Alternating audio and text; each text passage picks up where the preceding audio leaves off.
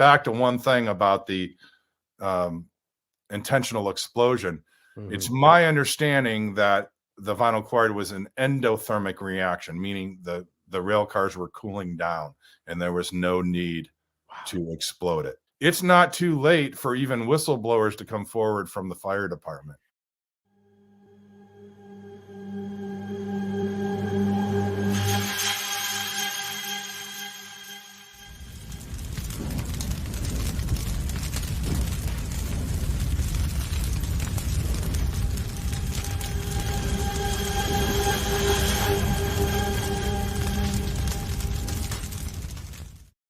Welcome to The Last American Vagabond. I have a special interview today, something that I've been covering quite a lot since this started in regard to East Palestine. And there's been a lot going on around the world. And it's something that I think, as you guys well know, when you watch me talk about it, that I've been very passionate about, something that I find almost difficult to get into today because of how much has happened and how little it's being covered and how little it seems the EPA cares about it.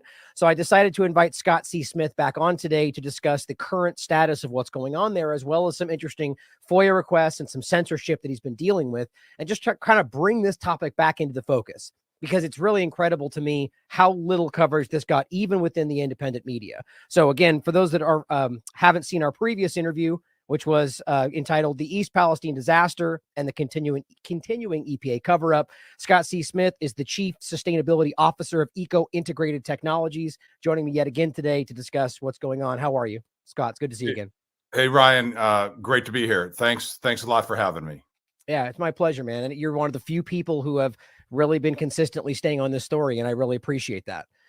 So, we've talked a lot about the previous, as the title very clearly outlined, and how this started. And I'll get into some more background as we go through some more of the topics. But for those that are unfamiliar with this story, the basic reality is, and let me know if there's any part that I'm leaving out, essentially where we have the episode that took place in Ohio, East Palestine, where the train derailed and Norfolk Southern took it upon themselves to rapidly get this train out of the way, took actions that ultimately ended up with an uncontrolled burn, causing lots of pollution and dioxins and all sorts of other things. And we'll get into it more again today. And my problem with this is the cover-up that immediately took place, the lack of concern, even in the immediacy of getting the train out of the way, only to re-dig up the train tracks, and all of the lasting problems that have continued. And your work has shown that they don't seem to even no one's even talking about the fact that they're still sick, and that there's new evidence that has come to light about what they ultimately should have done. But we can get into any of that. I'd like to start today with your recent censorship, your FOIA request, and why that's important to this larger story. So please begin wherever you'd like, but I think those are the parts we can talk about today. Again, thanks for having me, Ryan. And I think independent media is actually becoming the truthful media. The so-called mainstream media has not covered this censorship story. And why it's important, and I'm appreciative for you having me on, is this can happen to anybody listening, anybody out there, when you don't go along with an official government narrative that is controlled by a multi-billion-dollar company like Norfolk Southern in an East Palestine situation. I'm very appreciative for the Government Accountability Project reaching out to me and giving me also whistleblower status. And they have been around for 40, 50 years, supportive of Edward Snowden, supportive of in 3 Mile Island. And I also know from what limited FOIA requests, there's 120 people at the EPA watching every move I make. They're trying to get all my personal information. They're running a smear and defamation campaign. But I also want to say, I hear a lot from EPA. I've been doing this for 17 years in over 60 disasters. I just want to say, well, 99% of the EPA people that reach out to me and talk to me, encourage me to do this, they're good people. At the EPA, the cream does not rise to the top, meaning you get to the top when you're basically auditioning to sell out your fellow Americans and constituents and communities so you can go work in the lobbying firms, or you can go work for these so-called contractors that are not independent. So there's a lot to go over here. And I want to say, for those of you that are watching me from the EPA, from the railroad, and if you're struggling to look yourself in the mirror these days, you can come forward to me or Government Accountability Project. You don't have to go public like me, and they will protect you, because I know there are other potential whistleblowers that don't like what they see going on. And it's going to be, independent media like yourself, Ryan, that helps educate people. I'm really glad you said that too. It is definitely a problem. I mean, really for anybody, but specifically in the kind of battle of the media where we tend to, and obviously today it almost seems like a good bet to assume that most people within it might be corrupt. That's just my personal opinion, but it's still a wrong thing to do, to assume that everybody within every institution is all part of some, grand, your point that there are still good people that work there that maybe don't know that that what's going on at the top, or maybe are trying to change it from within. So I think that's an important point. I'm glad you said that. Yes, reach out, Scott, myself, anybody, to the Government Accountability Project if you've got something to say about this, because it is one of the most glaringly obvious situations of corruption that I've ever seen because of, your work and previous others like Andrew Welton and who have studied tested there, excuse me. So ultimately, I want to start with the censorship, but ultimately, let's just start actually really quickly with where the problem still lies. Because when obviously your point was that you found levels of dioxins that were higher than they should have been, or maybe you can kind of go into that as well. But where is it currently at? As I understand it, people are still having symptoms, still getting sick, even to the point to where at some levels feel like it's getting worse. Is that still the case? Yes, it is. And I still have probably 40 to 50% of my testing, some of the most important testing. I'm waiting for the results. But where I am right now is approximately 35 to 40% of my test results identify hot zones, meaning dioxins in particular are significantly above the 6 parts per trillion background. I won't get into all the detailed science, but this is important to know, especially to counter the false narrative coming from the EPA, who's acting as the PR firm for Norfolk Southern. Right. In the situations where I say a hot zone, where clearly the dioxin burden has increased post derailment, we're looking at 400 or 500% and greater. So this is not insignificant. But in the same breath, with all the smears and defamation against me, what the EPA and the railroad, I think they pulled the trigger too quickly on me, because my testing, when you look at my testing, around 60 to 70% of this testing is identifying dioxins within background. So in somewhat of an ironic way, my testing limits the railroad's liability, and it focuses on where the real liability is. And if I were using these dirty shovels and all these crazy things that I'm being accused of, these are government employees at the EPA, I wouldn't be coming up with 60 to 70% of these results in background. That's a very, very important point.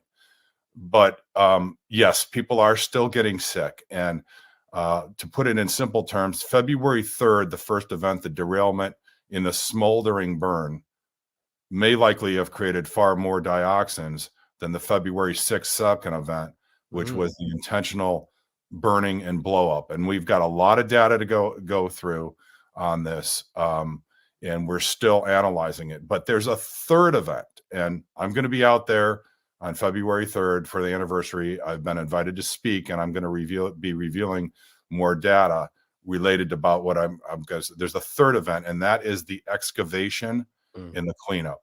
East Palestine has what's called clay dust.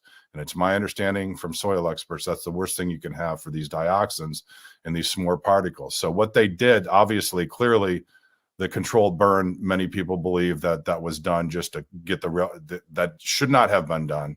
There was no need to do it, but for getting the railroad functioning again and getting their revenue stream going with freight. So what they did, they did the remediation kind of backwards, meaning they saved the worst for last. And all of these dust particles, which the EPA has refused to test for dioxins, appear to have, since the remediation, appear to have increased what I call the burden and the contamination on the community. And I say that because I've been testing in February, in March, and then subsequent in June, I was testing the sediment of Sulphur Run, which is the creek literally within 50 yards of ground zero. And what we saw were the dioxins declined a little bit between February and March. And then after April, what did we see April 14th on or about or after was the increase in remediation and excavation, releasing all these different particles. And then when I was there in June, we saw a significant increase in these dioxins. And the EPA is very clever here. They're not to be underestimated because they do not do any independent testing. When you really press them, they review the testing of the so-called independent contractors that aren't independent. And let me tell you directly, I had a direct conversation with CTEH. And your audience, you can Google them and see their checkered background. I asked them point blank at one of the public information sessions. I said, if you are truly independent, can you go test wherever you want? Can you join me to test? No, we can't do anything without the railroad instructing us. We can't release results. We can't decide what to test on. And I just kind of looked at them and said, okay, well, that doesn't seem to meet the definition of independent to me. And there's no answer. And they just look at you in a dumbfounded way. What was the full name? And give me the quick background on CTH again, because they have a history, right? Yeah, CTEH. I believe it's the Center for Toxicology and Environmental Health. And there's another contractor called HEPACO, HEPACO. And, I was threatened by them. They came out of the woods, demanding to know who I am and everything going on. And I said, well, tell me who you are. We can't give you that information. It's always a one-way street. And Ryan, I want to be very clear. I continue, and to this day, even with the EPA smear campaign and the railroad PR smear campaign, I would go back because dioxins stay around pretty much forever. I would go back and test side by side. My offer remains open to the EPA to test side by side. And I even offered it to meet with the railroad and share, as long as it was reciprocal, all the detailed testing reports. They won't share those. They throw spreadsheets up that really don't have many details behind them. And then the EPA makes it appear as if the EPA did the testing. The EPA is not doing any testing. They're reviewing it. So that is clear. So, I mean, it is, you got to have a sense of humor doing what I do, because dirty shovels, wild accusations. Again, the EPA, why is the government agency not working with me? Did this in good faith with my own money, stood on principle to help this community. Why is the EPA think about this, 17,000 employees and a $12 billion budget? Now, I don't know where all these grants go. I won't get into politics with the EPA, but you can read about where EPA grants go and make your own decision whether or not they're wasting money. It's a captured agency as far as I'm concerned. And I don't think that's too harsh. I mean, I think most people can see that today. And it's not even for $300,000, they could have done all this testing. People have health symptoms. EPA refuses the test. Railroad refuses the test. They reach out to me. And I got involved in this because the community reached out to me on Twitter. And I'm very thankful for Elon Musk buying Twitter. No matter how people feel about him, I can tell you firsthand, my Twitter platform kind of exploded after he bought it. Tweets related to this kind of environmental stuff that I did years ago, all of a sudden we're getting traction. And a resident reached out to me on Twitter. So I got to really give credit to the independent, truthful media. And I encourage you to add truthful after you say independent.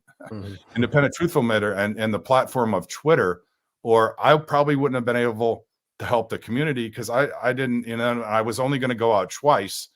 And that has led to 22 trips and 26 rounds of testing.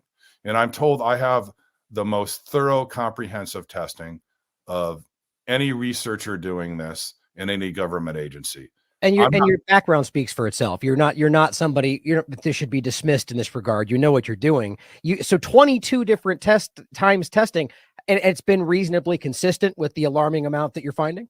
That's correct. And again, the alarming amounts, the hot zones, we call them, are around 30 to 40% of the testing results. So 60 to 70% are not. So this is not all bad news. And as I get accused of all these things, by the way, I have 25 patents to my name. And I also say regularly when I get attacked, science is acquiring knowledge in a systemic way. So the issue is, I say a lot of times at these public presentations, what do the lights in the room, your smartphones, and your computers have in common? And I say Bill Gates, Steve Jobs, and Thomas Edison. What do they have in common? None of them have PhDs, let alone college degrees. Now, I have 25 patents to my name. Thomas Edison is still the most prolific inventor with over 2,000 patents issued. And he's referred to as a scientist. And also Thomas Edison doesn't even have a high school degree. So when I'm speaking about this, part of the things I like to deal with the smear and the defamation with humor. I say, I only have 25 patents, probably because I'm overeducated, that's because I only have a master's degree. So I don't, Only, yeah.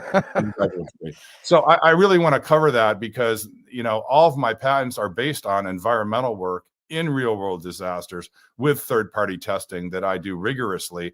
I wouldn't get those patents through if I was out, playing games. But basically, everything the EPA and the railroad PR people and lobbyists have accused me of, they're guilty of, and I can prove it. And to this day, despite everything going on, subpoenas, invasion of my privacy, and trying to violate my constitutional rights, I'd invite media like yourself or any media, let's test side by side. Right. That offer remains open. So what is the EPA withholding? And I'm very thankful for the Government Accountability Project reaching out to me.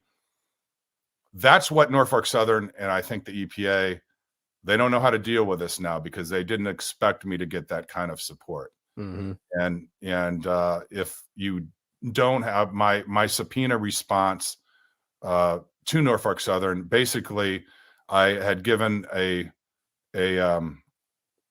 presentation on October 18th. On October 19th, I got served in my driveway by the sheriff for Norfolk Southern. I called my attorney and said, I can't believe they're doing this. So I even in one interview said I would cancel my Thanksgiving, go into court.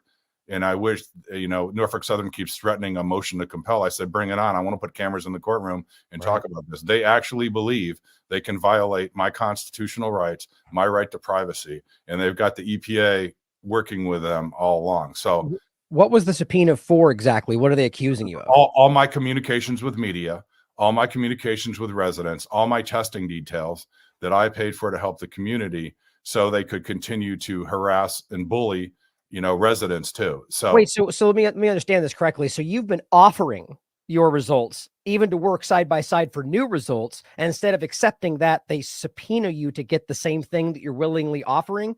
Explain that for me. It seems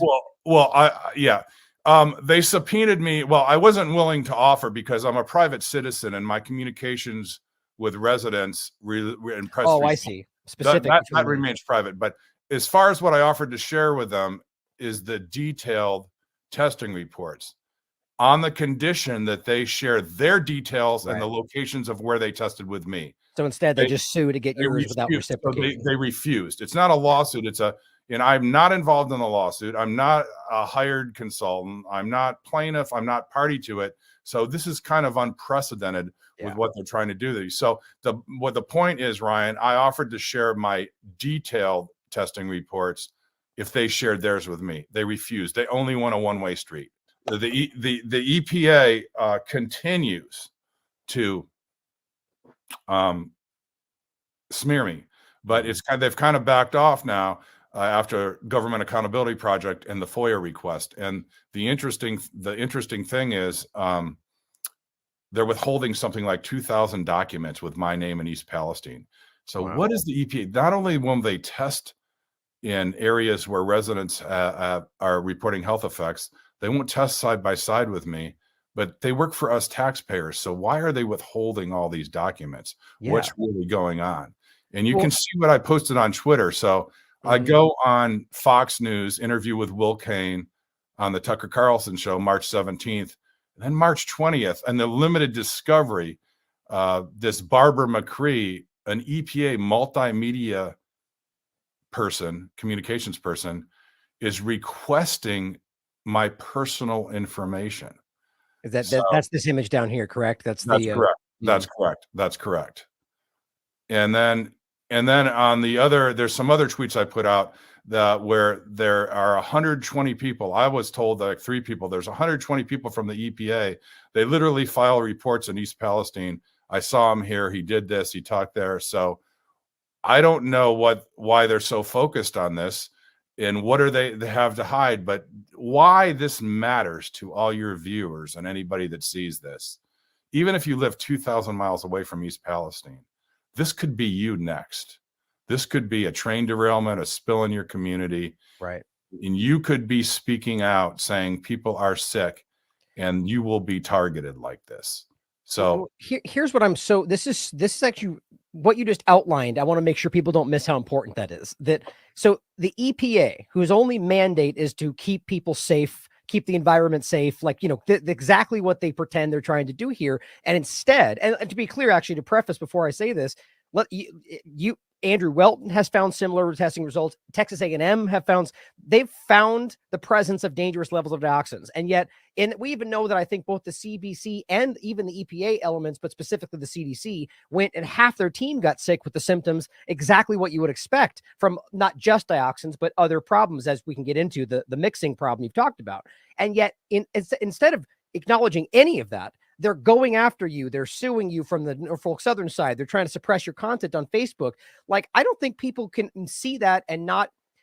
The only way that would make sense is if they are arguing, and let me know if this is what they're stating, that what you're doing is unnecessarily worrying people about something that's not real, but your results are backed up by numerous other independent testing.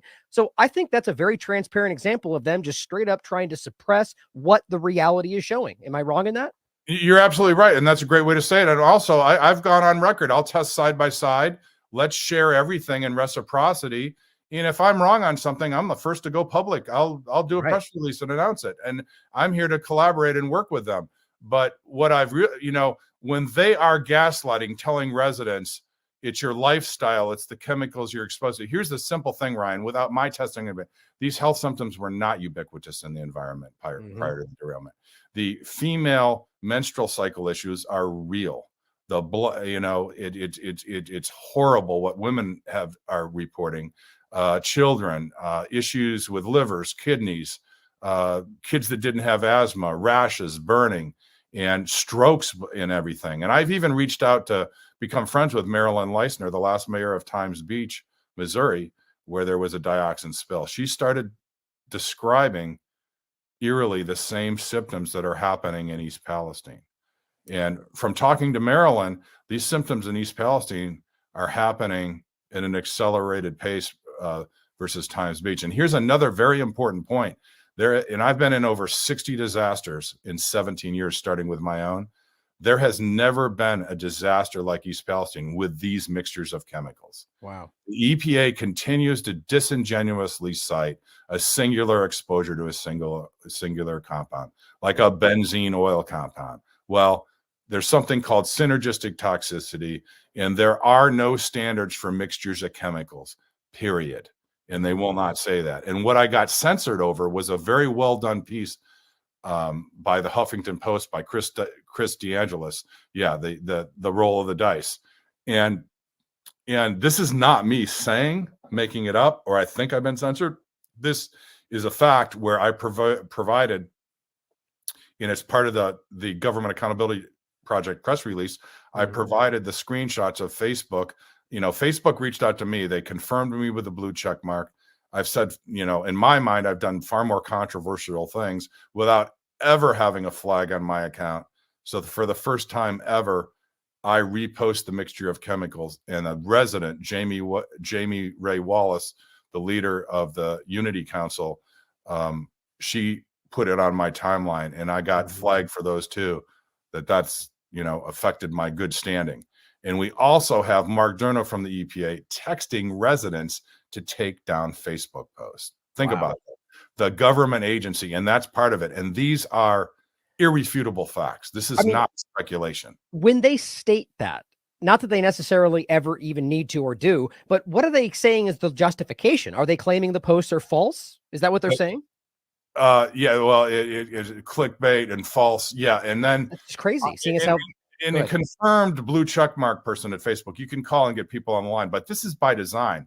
The person I talked to has no clue on this. And this is where the independent journalists like yourself could really make an impact by digging deeper. And this is So what I'm about to say is speculation because it's not proven yet, but I've heard this repeatedly that Facebook makes a lot of money being paid by government agencies. That needs to be confirmed, whether it's true or not.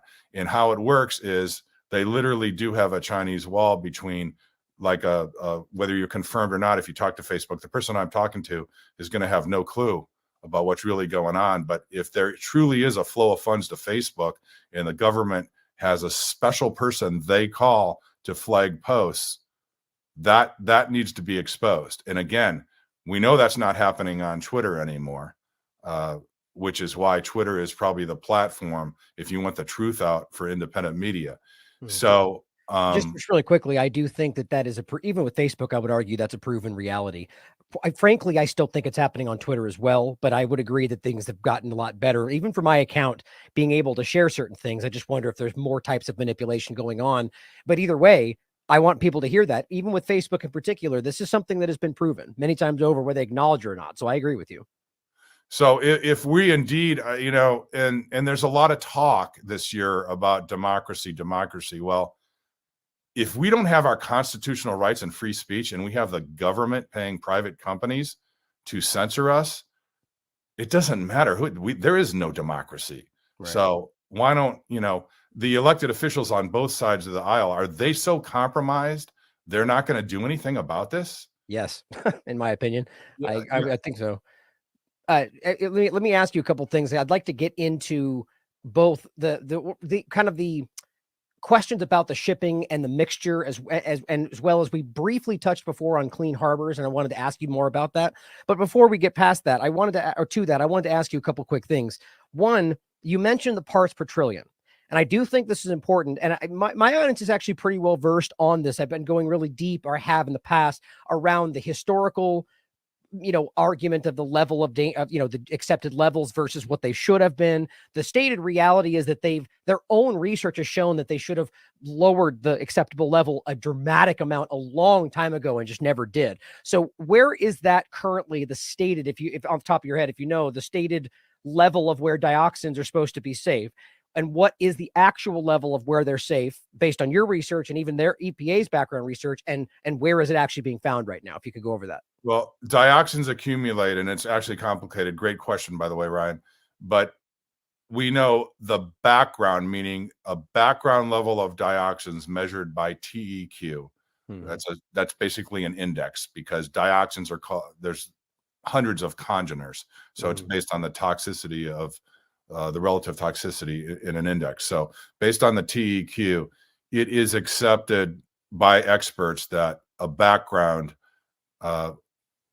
reading of 6 parts per trillion. Now, background means where there hasn't been a contamination event, there hasn't been a spill, there hasn't been an explosion. So that's what we use as background. So if you're 6 parts per trillion or under, that's within what we call background. Now, one of the contractors for the railroad released a report and wreaked a lot of havoc and said they were recommending 4.8 parts per trillion as things above that. And then the EPA and the railroad were furious with that and then shut it down. So you do see evidence, there still are far many more, the majority, 90% plus of good people working at all these places. But they're under such threat. That's why I'm encouraging more whistleblowers to come forward, and potential whistleblowers have been in touch with me, and I know they're scared. There's, most people aren't, as crazy as me, willing to stand up to this, but I'm glad you are. There's no better cause to stand up for, and I'll fight to the death for the truth on these things. But back to your question. So that 6 parts per trillion on a TEQ basis is what we're doing with the soil and with the sediment. Now, again, you can't underestimate the spin job of the lobbyists and the PR people at the railroad. And the EPA is effectively the public relations arm for Norfolk Southern. I agree. Well, and so what's the level that you're actually finding? Like, for instance, I showed this report was based on your work. The show I did anyway, the title, which was there was examples up to at least 14,000% more dioxins in the filters you were testing in the homes compared to the control. So does that 14,000% more than 6 part per trillion? Oh, that's right. Yeah. Yes, Wow. exactly. That's relative to the 6. And, even 30 parts per trillion, 35 parts per trillion, that's significant. And there's some on the anniversary, I'm going to talk about in some more data. And I will say, if it's okay to say, News Nation is one of the independent, truthful media sources. If it weren't for them, I wouldn't have been found by these other experts that have volunteered their time, and I wouldn't have been able to help the community, because I can tell you all the other mainstream media outlets get shut down to try to cover a story about me because of the power of the railroad. Now, I even spoke at one in a local gymnasium with a PR person from the railroad. They're all ex-mainstream media. Mm-hmm. I mean, Norfolk Southern, to their credit's got a very good way they go about shutting down anybody that doesn't agree with their false narrative. In that, also, it is a fact on opensecrets.org, Norfolk Southern spends $1.7 million a year on lobbyists. 80% of the lobbyists are ex-government employees. That's where I keep saying the independent media needs to drill down, because I know how it works in the back channels. FOIA causes major issues for them, but the Freedom of Information Act. So why can't the EPA turn over these 2,000 documents to, what are they withholding? What do they have to hide? I think that's becoming obvious based on your work. And really quickly, I would give a shout out to News Nation and Cuomo. The interview you did was really well done. As much as I've got criticisms probably of anybody you want to bring up, but I do think they did a great job on that. I'm glad to see other people trying to get this story out, so please continue. I have one thing. Yeah, no, I always give credit to where credit is due, and Chris Cuomo and Rich McHugh and all that on News Nation. I wouldn't have been able to help the community without their coverage is very fair. They ask the tough, good questions. And I know before I stopped speaking with the EPA is extremely frustrated because all the public information offers, they could not shut down News Nation. Mm-hmm. Right. And they really want to. Yeah, I agree. I wanted to bring this up based on the parts per trillion and just the concentration. I think I even brought this up the last time we discussed, I had the last interview. This is a report from the year 2000. And this is a United States, U.S. government report. Long-range air transport of dioxin from North American sources to ecologically vulnerable receptors in the Nunavut, Arctic Canada. What the report, just to sum it up really quickly, and I'll include this for the people in the show notes, is about North American sources. And this goes back to old reports. Even CNN did work on this in the 90s, showing you hundreds of times more than should have been dioxin levels than there should have been in like fast food and different byproducts. The point of this report was to show you that these byproducts coming from North American sources were going all the way into the Arctic Canada. And there wasn't, I think it was 50 miles in any direction, was there any sources of dioxins in the area? And yet it was showing up in the breast milk of the Inuit woman breastfeeding their children. So just to make that point about the fertility discussion the point you made about the people in East Palestine, if they can go this far, and I believe we're talking about specifically TCDD, which is the worst level, the highest, the most damaging, most problematic, all the way that into Arctic Canada. I just want people to realize if you're finding this now in these areas, it's a foregone conclusion in my mind that this is much bigger than just East Palestine. You're correct. And the digging, what I call the third event, the remediation, digging up and releasing these dust particles in the air. And, we're all breathing in dust. You can't even see it. It's so fine. So no one's talking about what I call the third event in the remediation. But when they're digging, I get all these calls with people getting sick, and they're not making it up. It's incredible. Well, one other thing too, you said about the shovel. I find it really fascinating that the only argument they could make is that you somehow are using a contaminated shovel 22 times in a row, or that everyone else did the same thing. Like that's just I just had to point out. Or I'm picking and choosing spots where I know the dioxins. Again, you can assume all that might be true, but then my results, why am I getting 60 to 70% of my results are within background? Right. And that's others found the same. I mean, let's look at it. I mean, this is the data. This is the data. The good news here is not all areas have been impacted and are within background. So that is good. And if I were using these dirty shovels, there's no way I'd have the majority of my testing within background. Right. And I had somebody accompany me for a documentary, and he said he's never seen anybody sterilized shovels before.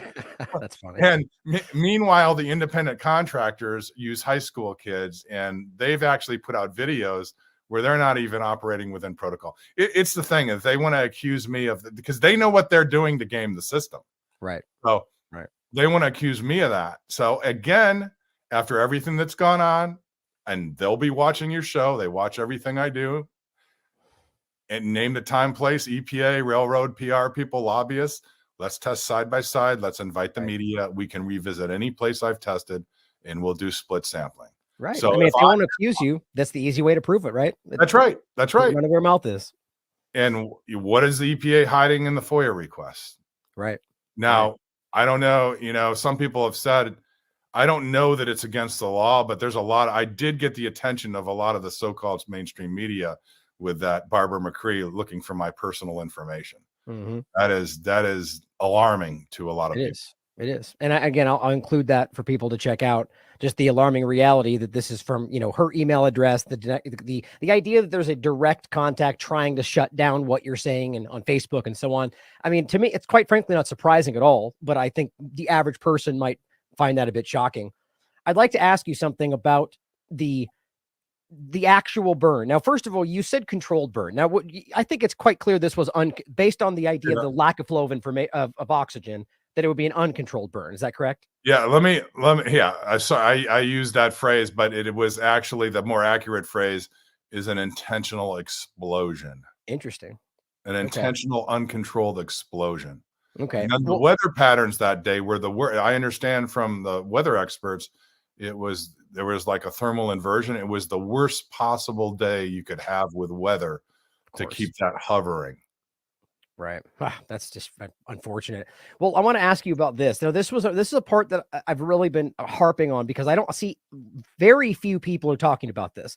Now, this was a show I did on the 19th of July, 2023. Now, in this hearing, the investigation found that the uncontrolled burn was unnecessary. And that was because, and this is coming from his conversation with his team and then relaying this to the volunteer fire chief, who ultimately they pressured to make the decision, that they said it was treated vinyl chloride and that was all it was his words were unlikely to explode.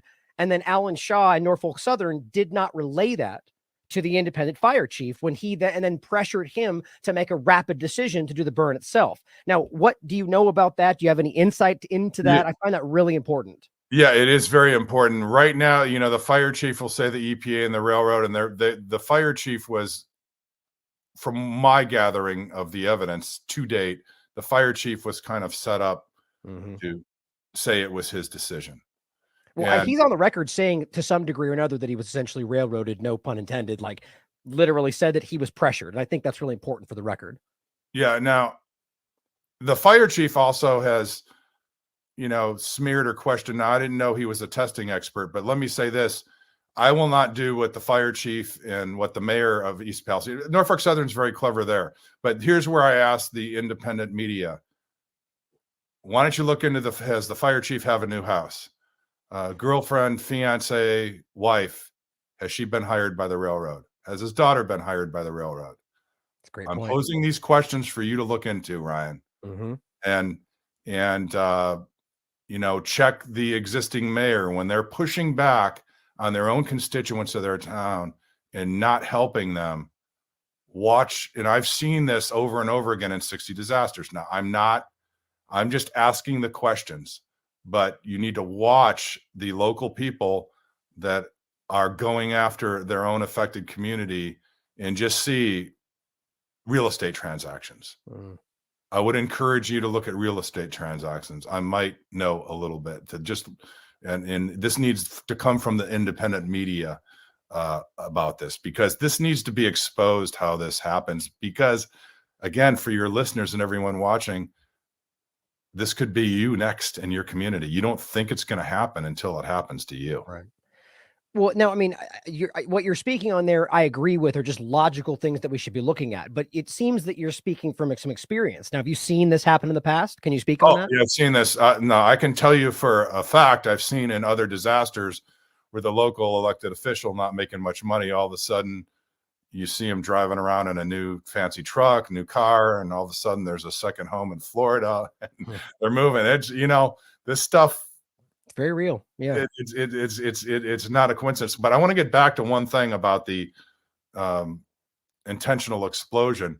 It's my understanding that the vinyl chloride was an endothermic reaction, meaning the rail cars were cooling down and there was no need to explode it. So, but if you wanted to get it all out of the way and not take the time to remove it and get the tracks up and running again, I don't know how the freight works. I don't know. I think that's a major freight corridor. I don't know how the freight forward contracts, but you know, the railroad, maybe they would have had a tough time, you know, and lost hundreds of millions of dollars. But that logic, I understand it, don't agree with it, but we will find out in due course. So find out what exactly. Well, we're going to find out who really made the decision at some point, okay. You know, yeah, and it's not too late. You know, it's not too late for even whistleblowers to come forward from the fire department, from the police. There's a lot of funny behavior with the police and people being arrested, and Norfolk Southern hiring police at like $60-$80 an hour, I'm told. Wow. And then targeting residents and being accused of, you know, falsifying receipts and all kinds of things. Now, the other thing, it strikes me, anybody who has ever reported a crime, it's very hard to get a district attorney to immediately take up a case. But the fact that the railroad is getting so many people charged. So, hey, if someone committed fraud, they deserve it. But the way this is going down, I'm suspect of a lot of it. I agree. Well, actually, I have a question about that and the money and stuff going forward, if you have any insight into it. But before we go past this point, though, so what would you argue the logic is there? So if they knew, and again, I want people to understand this. This was in the hearing. This was admitted to. It was discussed that it was not necessary, and it was because that what you described. So then, why would they have chosen to do that? Why would they have chosen, like, not just the uncontrolled burn and the byproducts that caused it, but that is part of the whole decision, but just choosing not to try to deal with it another way? What do you think the logic is there? I believe, didn't they get the train tracks? I think doing the intentional explosion and getting everything out of the way was probably the most expeditious way to get the tracks up and run, to get the trains running again. So just money? That's a logical conclusion from this. Yeah, and this is just hypotheticals of people listening. Yeah. Like, I honestly wondered, because I mean, look, money would make sense, right? I mean, it's money is pretty powerful motivator, but I wondered whether there was something else involved, like why they would then, you know, lay the track to get the train moving only to dig it back up again. You know, I just wondered what else was going on there. So I guess the point is we don't know, and it doesn't make sense. I think people need to understand that they made a willful decision to cause this problem when they knew that they didn't have to, you know, and if that's just money, man, these people deserve to be in prison. That'd be my opinion. That's right. And the issue is you've got it again. I can't say undue influence enough. There's undue influence all over this, whether it's the local fire department, police department, it's bad. And, you know, and the EPA. I mean, I think the EPA started out serving the taxpayers and communities, you know, what, 40, 50 years ago, but everything's evolved. I mean, you can say this about the other government agencies too. Oh yeah, I agree. Well, let's talk about the discussion of the actual shipment of the material. And also, and we didn't get too deep on it, but I mean, I think you did basically go over it, but the idea of the mixing of these that was discussed in that article and why that is a bigger problem. But specifically, we've talked about the shipment. And this was my first coverage of this, forcing Ohio toxic waste that were in. First, it was locally on facilities that were not able to process either dioxins or PFAS. And I included PFAS because there was some level of this, and I thought it was interesting to show that was also not treated, but just focusing on the dioxins, because, and I on both of these episodes, this one I entitled The Clean Harbors Waste Disposal Ohio Scandal, I called every single location.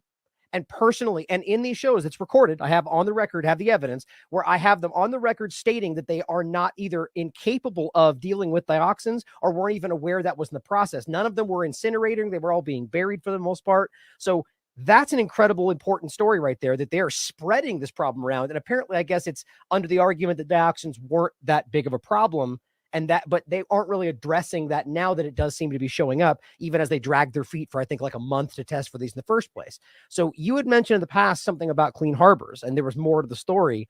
So first, just on the issue of shipping it across state lines and how that can spread, but what more is going on with clean harbors? Do you have any more insight in that? Yeah, I've dealt with clean harbors and other things. In fact, I went to a meeting where in the environmental world, clean harbors makes a lot of money with what I call the revolving door, hiring government employees and in deep with elected officials.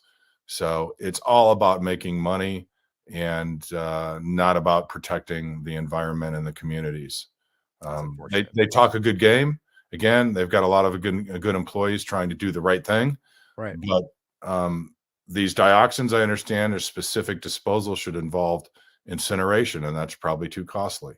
Well, and on top of that too, and you probably know this better than anybody, that my research has shown that it's kind of a debate between the highest level people at the highest level saying, and so one side that it's even if the highest level incineration actually doesn't completely remove it, the ash shoot, I think the ash that comes out spreads it again, even though there's some that's removed. So there's a debate on whether it's even capable of being removed. But my point is that on the record, they've stated that they don't have it in any of these locations they're sending it to. So they don't even have the ability to use the incinerator on these things. So what would that accomplish, or what would that do? So if they're shipping this potentially dioxin laden waste all over state lines, and then basically burying it in these areas or using other processes that they aren't able, that provably will not remove the dioxins, what does that look like to the average person? Explain what that's doing. I explained, I just recently rewatched The Sopranos. So it's taking the dead body and the evidence, taking it a long way and burying it, burying it. Yeah. Well, here's a good question then. Burying of evidence and, spreading it around.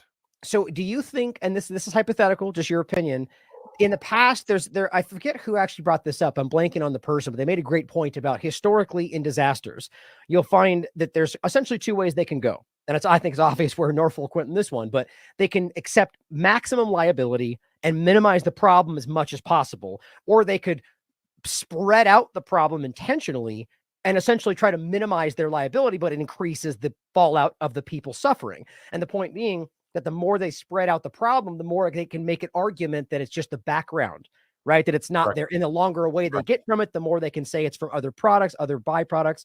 Have you experienced that in the past? Yeah, absolutely. Absolutely. And it's all about, they know, generally speaking, the media, the mainstream media is easy to play with all their undue influence. And they also know the short attention spans of people. The longer, if they can punt 3 to 5 years down the road, they're already positioning. You can hear the EPA saying, "Oh, we don't want to test in homes, people's lifestyle chemicals." So, God forbid, people get cancer and start dying, which I'm concerned about. Right. As people get sick down the road, things are being set up. So Norfolk Southern can say, "Oh, no, you smoke cigarettes in college. It's your lifestyle." It's your, well, the thing about this, if it were chemical products in people's homes, like the EPA is talking about, those products should be banned. It all goes back to none of these health symptoms were ubiquitous in the environment. I said before the EPA and Norfolk Southern said, mark my words, they're going to come out and say all this stuff's ubiquitous in the environment, nothing to see here. And that's the narrative. And we can prove otherwise. Exactly. God, that's so frustrating. Well, so let's finish today with what's currently going on. Like what's the real level, and what's the real, I guess, again, it's hard to put an exact number on it, but the real percentage of people in the area that are truly suffering, and what's the level of suffering they're still dealing with this far after what happened? Well, there's something called synergistic toxicity. And the way I explain it is, let me give you a positive, of chemical synergistic effects. And that is, everyone understands migraines. And I've taken aspirin combined with caffeine that works on a migraine. Well, aspirin alone, not so effective. Caffeine alone, not. So that's a positive. So the same thing there's no standards on mixtures of chemicals. So you've got hundreds of chemicals here mixing in an unprecedented way in a toxic mixture cocktail. And every human's different. If you're on, and this is a fact from some of the doctors on my team, our vets were dismissed over these burn pits in the Gulf War. It's in your head, it's psychosomatic, it's PTSD, and and it's been proven, Right. you're on all these medications, you don't know how this is mixing. So you can below the benzene, or can be below the single exposure to a singular chemical. That is completely irrelevant because you don't know how these chemicals are combining synergistically. Right. I think that's a really important, the idea that almost a willful disregard. That's just the first one I grabbed, but there's a lot of history around how wildly damaging these burn pits are, and they've known that and covered it up. But the idea being that it's they should be testing these, obviously, right? It's the same thing you could argue with a lot of different medical aspects or pharmaceuticals, that they deliberately do not test them alongside each other while essentially arguing you take them at the same time. So why would they not? Well, aren't they required to do these kind of testing? Why aren't they doing that? That's the same question I have. I mean, it's the whole system is set up. The Joint Unified Command Center is the Joint Unified Propaganda or false narrative center. It's all being called by the railroad, and there's a whole system that is broken. It is corrupt because you've got high-level ex-government employees behind the scenes working this outside of the FOIA system and everything else that the responsible party hires. The sad reality, I think Norfolk Southern spent $800 or $900 million. The sad reality is I believe Norfolk Southern could have saved a lot of money because all this money is going to line the pockets of the incestuous system, the revolving door with government employees. What did they pay PR firms? These contractors that that are on record, don't want to get the contamination out of the water or anything else quickly. The more trips they make to the landfill, the more money they make. Right. That's part and fair. And I don't want to, I'm not defending Norfolk Southern, but the system is so far gone. I'd make the case that Norfolk Southern maybe would be able to spend only $400 or $500 million. You look at East Palestine, someone's house is appraised for $100,000. Give them the option to buy 200,000, buy them out for 1.5, 2.5, 150, 200,000, relocate them and give them medical care for life. I could make the argument that the affected residents, probably around 30 to 40%, that the railroad not only would save a lot of money, but more importantly, they'd probably enhance their reputation if they did something like that. Right. But the system is so far gone and so corrupt by elected officials on both sides of the aisle and how this whole system works. And that was the last thing I was going to ask you, or really just get your thoughts on it. You basically just went over it, but the idea that, or I mean, you didn't, you mentioned that they were what they originally, I think, argued they were going to do. But as I understand it, they just spoke up before the year ended, saying that at the end of the year, basically right around Christmas, that they were going to no longer be funding, people to live in the hotels and live outside the town. And as I understand it, even the money they were offering for these homes were, I mean, not really pennies in the dollar, but way under value, which was not what they ultimately promised. So do you have any thoughts on that before we kind of wrap today? Yeah. Well, they want to get out. It's part of the whole corrupt system that I talk about, because look at the $25 million for a park, and they flooded the businesses with money. So they get all the businesses speaking out against the victims of this and the people reporting health systems.